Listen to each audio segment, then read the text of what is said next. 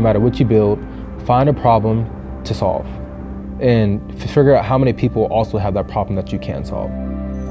I'm from North Oakland, and I've always loved technology.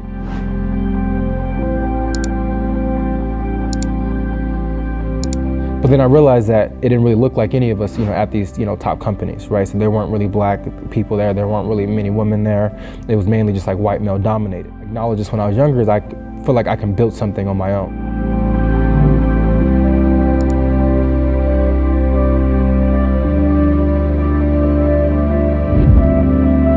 But we actually developed a social networking site, right, where you can post your ideas and actually collaborate with makers, movers, shakers, and like-minded individuals that can help you solve and tackle some of the world's greatest challenges.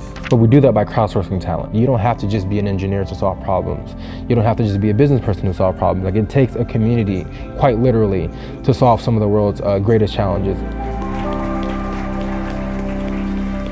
Engineering and technology is endless, and I think that there's problems that could be solved and transformed into opportunities if people are able to have a seat at the table and or if they're given the resources to actually build their own table so they can not only change their lives but change their communities, which ultimately changes the world.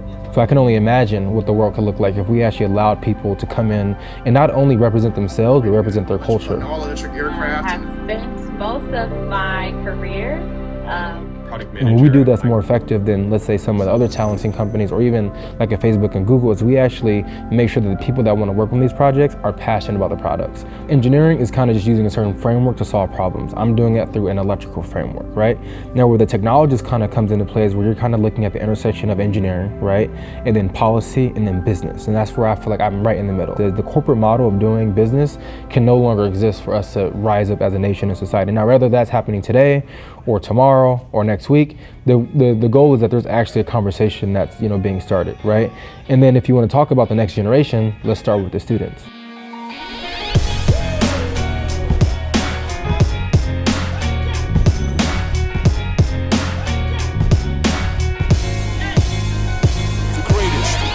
So I'm here today with Hayward Unified School District. They wanted to teach a workshop about the value that we're providing and also teach the next generation of students.